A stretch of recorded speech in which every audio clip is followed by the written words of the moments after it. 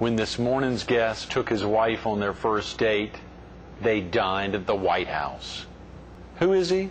You'll meet him coming up next on Carolina People.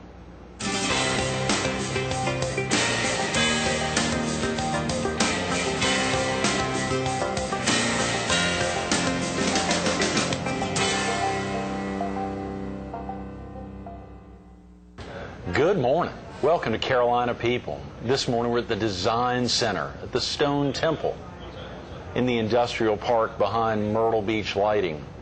We're focused on the life of John Palmer, and we're visiting with the man himself. Good morning, John. Good morning. Thank you so much for coming in this morning. Great, thanks for having me. You know, all week long we've been focused on, of course, juvenile diabetes research or broadcasting and other careers, and of course to think about focusing on the life of somebody, that's kind of broad there. Well, a lot of my life started right here in Myrtle Beach as a child, so it's kind of, I haven't been here for years, but it's really a homecoming. Is that right? You grew up in Myrtle Beach? Well, I grew up in East Tennessee, but every year we vacationed here, always the first 2 weeks in August, and we looked forward. We would drive over the mountains, and I'm sure my mother and father would recall that often we got car sick driving through those mountains to come down, and then we'd usually leave around midnight. In the morning, we would arrive through Conway and down to Myrtle Beach. We stayed at hotels that are no longer here, the Patricia and the Ocean Forest. But we came every year, and it was just an absolute thrill and enjoyment. And you remember vividly. I mean, you have vivid memories of your experiences here. Oh, yeah. There was a time that we were leaving, and I guess I kind of pitched a fit, and I was screaming, and my parents wanted to know, what's the problem? And I said, wait, I want to see them when they pull the cork. The Palmers were leaving Myrtle Beach, and I thought, certainly, they drained the ocean. And I love to fish, and I wanted to, even then I liked to fish, and I wanted to see all the fish that were there that I never was able to catch. Oh, wow. But they always, anyway, they tell that. I don't think it's true, but my mother and dad always talked about that and said that I had done that. But you caught a couple of fish. Oh, yeah. I love to surf cast, and that's where I developed my love, really, of fishing. My dad and I would get up very early in the morning, which served me later from working on the Today Show and getting up at 3:30 in the morning. But I always loved to get up and fish early in the morning. Whether that helps the fishing or not, I don't know, but it feels like it Felt does. like you were really doing something. Yeah. Getting out there early.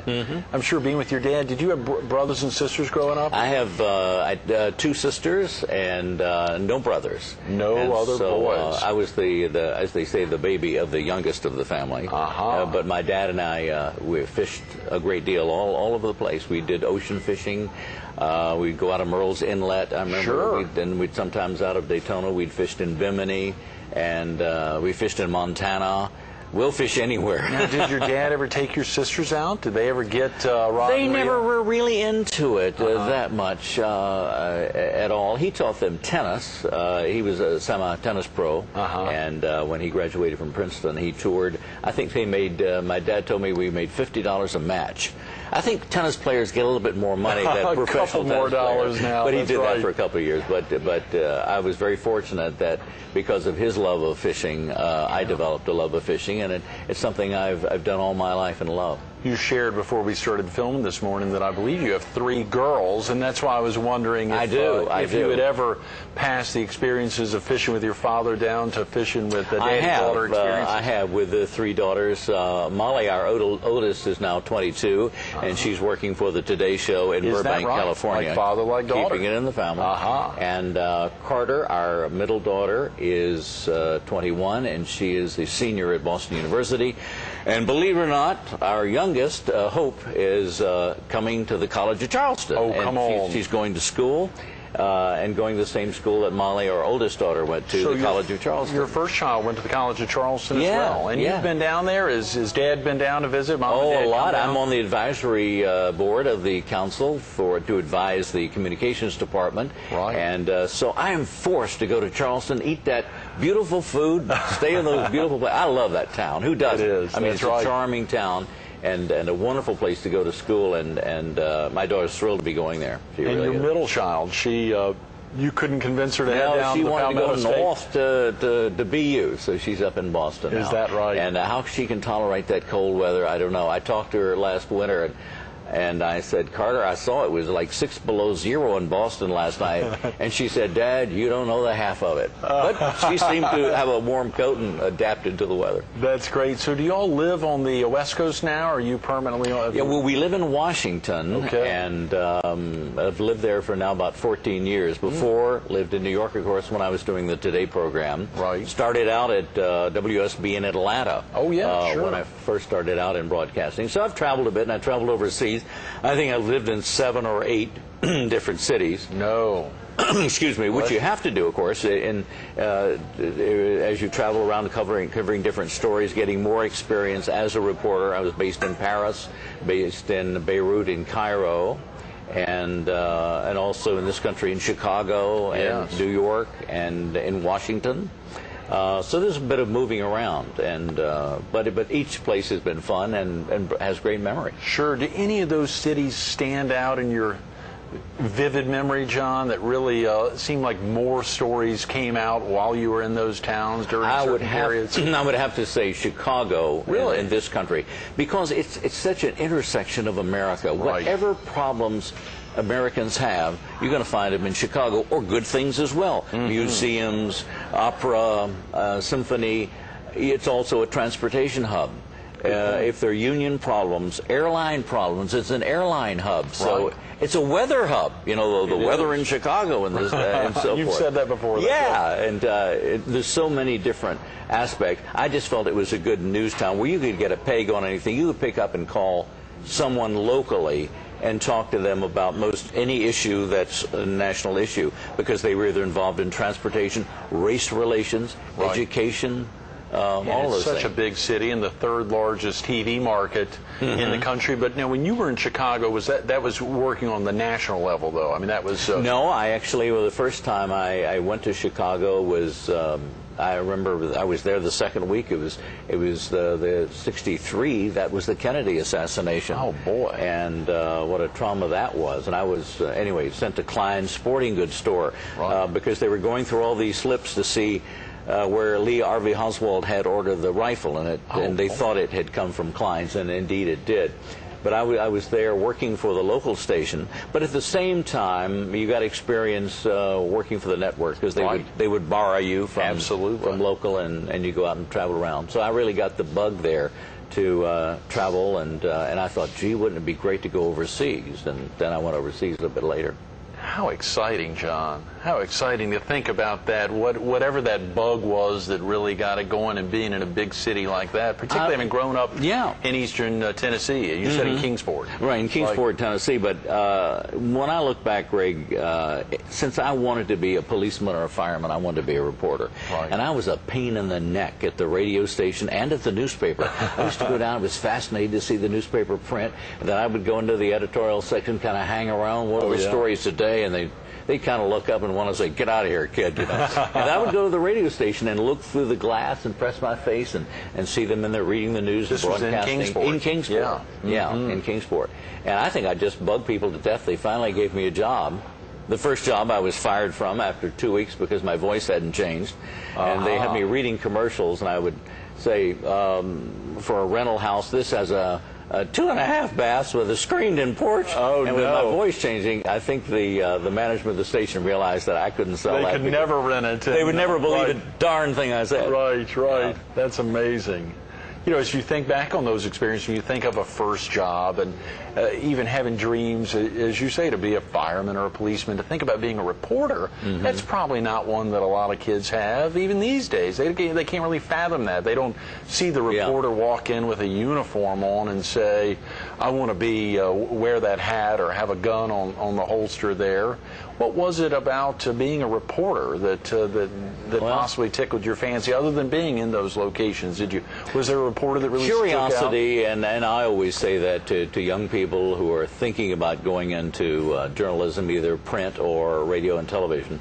If a fire truck can go tearing past your house and you don't get up and run to the front window to look out, or maybe go down the street to see what the heck is burning, and if you're not curious, I think it's a job for very curious people. It's not a job necessarily for people who want to be terribly popular. I find that the more sometimes I worked on a story and the more involved I became with it, oftentimes people wouldn't like what I uncovered or what I wrote. And so it's not really, and sometimes I took pride from half the audience says, why did you do that? And the other half said, attaboy, congratulations, maybe you're doing something right. Maybe that's not a good judge of it. But I think that the basic quality is someone who's very curious, like you are. You're curious. You're asking me all of these things, and people love to talk about themselves, so I'm happy to answer. Sure, sure. And it can be difficult at times talking about yourself, albeit highlighting some of the great careers. And, of course, you've covered some of the biggest stories the planet's ever seen. To think about, I think you shared that it was in, I believe, 1980, the hostage situation. Can you share with viewers what that was like as the story was brewing and as this was the hostage crisis in Iran, and to go back kind of to the start of it, after being overseas for about 7 years, I was leaving Paris, and my boss came over from London. We had a little party at Fouquet's, which is a restaurant on the Champs-Élysées in Paris. And I went to my boss and I said, I can't believe you came over from London for this, because you know what happened today, the storming of the U.S. Embassy in Iran. 400 and some hostages taken or whatever at the beginning, and then it went down to some dozens that were held for 444 days.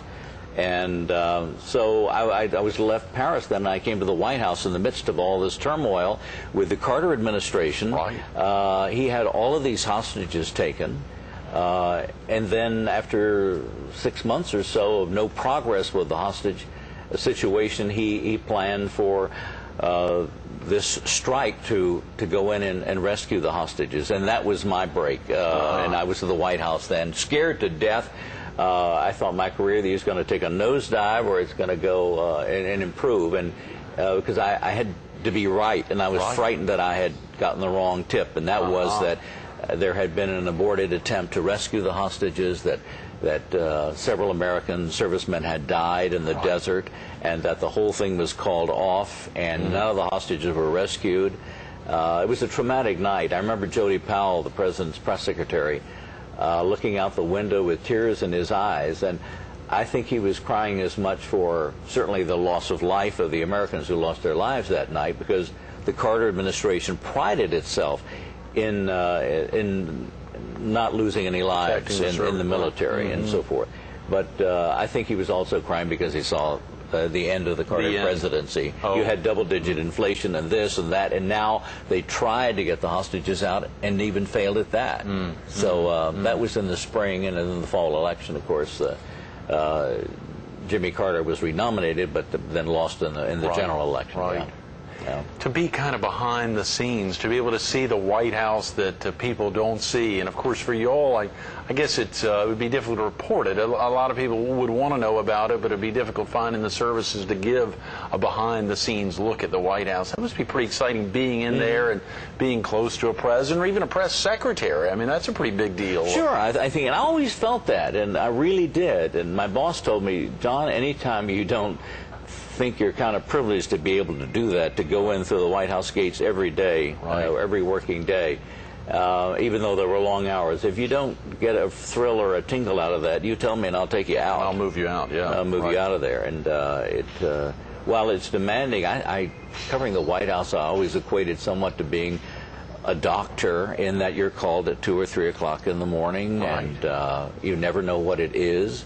And there'll be the White House secretary or operator say, stand on, for either the president would come on to a group of us that were pool reporters, or the press secretary. I remember the night, 2 o'clock in the morning, when the Shah of Iran, the United States had decided to admit him, and that, of course, triggered the later hostage thing and all of that.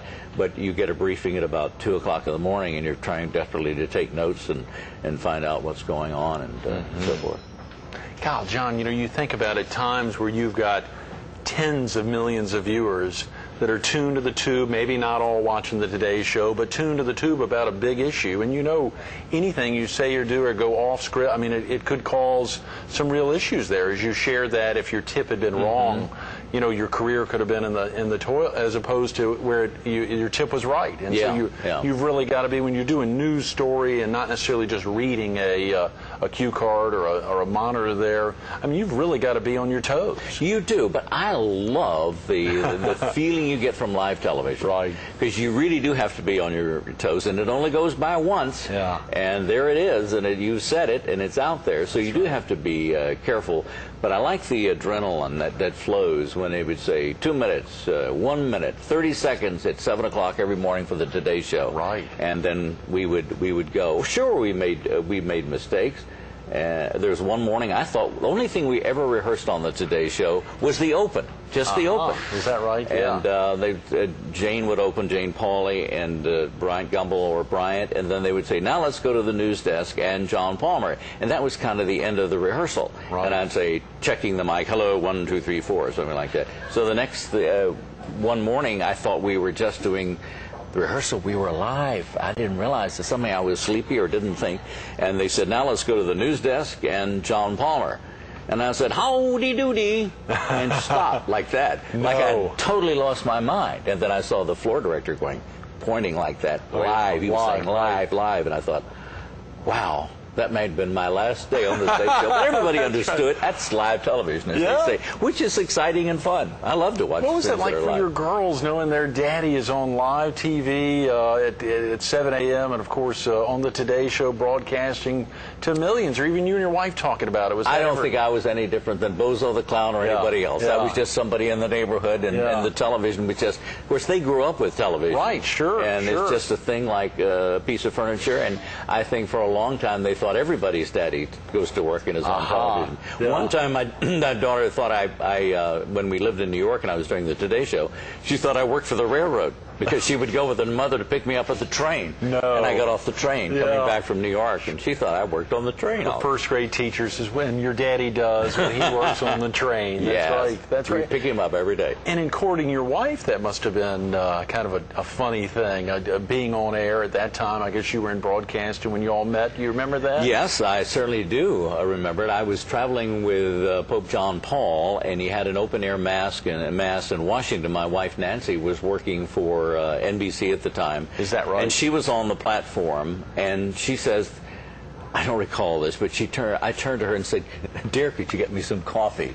She said, that's the only thing you spoke that day to me. I remember her as being quite lovely and so forth, but when I came back after a few months, then transferred to Washington and to the White House, then we met again, and one thing led to another. Our first date, incidentally, was for the state luncheon for the King and Queen of Belgium. Is that right? Every time during a tour of the White House, the new president will select a few correspondents to come and be guests. Well, I'd covered lots of state luncheons and state dinners, taking notes from behind a potted palm. Right. But here I was invited as a guest, so I invited Nancy, my wife, it was very, very fortunate this happened this way, because she was very involved with someone else.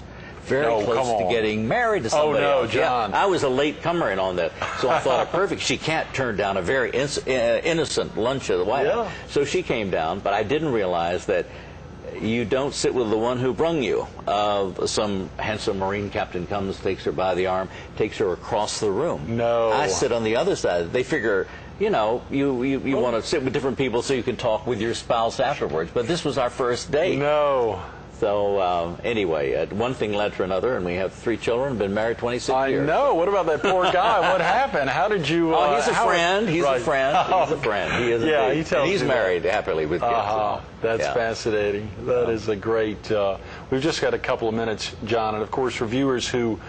You probably have folks checking out on a regular basis now at Retirement Living TV. I think it's RL.TV. RL.TV. It's a pretty good website, and you can see a real sampling of all the programs that we have. Oh, yeah. I do 3 programs. I do a political program, and I do a financial program with Lee Thompson, who used to be on NBC Dateline as their consumer reporter. And I do one I really love. It's just like this program. It's called Encore, and I talk to various people about their lives, often people who did one thing during the first part of their life, kind of retired maybe, as I did for a while, and then came back and decided to do something else. We've had Jack Valenti talking about what life was like He was in the motorcade when Kennedy was shot. Yes. People that have experienced all of these things that are doing different things now. So they're all fun programs. That's Encore with John Palmer. Right. And the great thing is if folks take the time to visit www.rl.tv, they can see many of your interviews streamed. I went on there early this morning and saw there was one with a woman who had twins at 51. Oh, that was Andrea Barbeau. Right. She was very interested in going on there and then also going through the site and clicking it on and seeing Erickson Communities, I believe, the group that is very involved in retirement living, and then visiting the Erickson Tribune, going a little deeper into the website and seeing some very interesting connections. Seems like a great group to be with. It is a great group to be with. I didn't know anything about it till last August, and I got this call. And it was just the starting up of retirement living in September. Right. And after all, we have about 10,000 baby boomers a day that are joining this 55 and older group, and that's what we on Retirement Living are looking at, people programming for people 55 and older, as opposed to the advertisers who say, unless you're 18 to 34, you ain't got no money or whatever. Well, older people, senior citizens, do have money and to spend and so forth.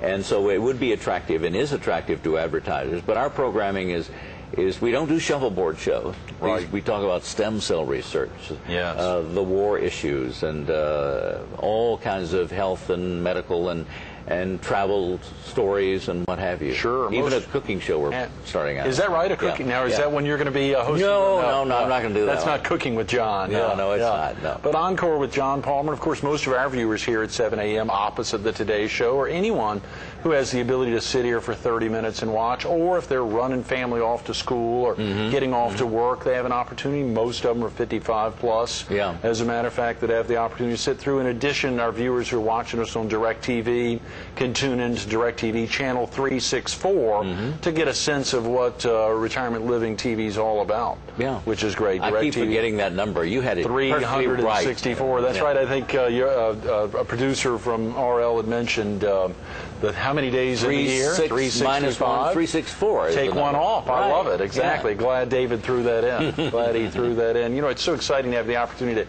get somebody back to the Grand Strand who now heads down to Charleston a lot and somehow probably misses. You were in town, I guess, about 10 days ago for a big event that was held. A very important event. Lieutenant Governor Andre Bauer brought together the people from the federal, state, and local level to tackle a huge problem, and that is this number of baby boomers.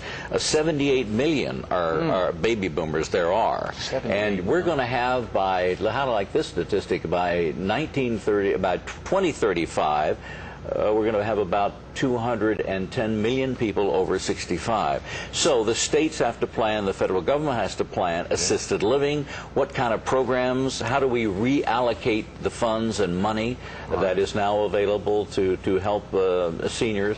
It's a problem now, and it's a solvable problem, but as this population grows, it's going to be necessary to take a lot of changes and make a lot of changes and educate people really into where they can go for services and things of that nature. And that was the purpose of this conference, and I'm sure they're going to be held all over the country. Oh, yeah. The Lieutenant Governor was in town and some other fascinating statewide elected officials. I know it aired on Retirement Living TV earlier this week on Tuesday, but it'll be running some more. So yes, indeed. Viewers could visit, again, rl.tv, or, of course, go to DirecTV channel 364 and see when it may be coming up. You've got a great schedule there, a tremendous lineup there with Retirement Living. Well, thank you, Gray. If you were not, think about it, if you had not been with your nose right up on the glass there, looking at the printing press, or gotten that bug, the excitement about becoming a reporter, John, what do you think you would have gone into had you not gone into being on the air? I know what I almost did,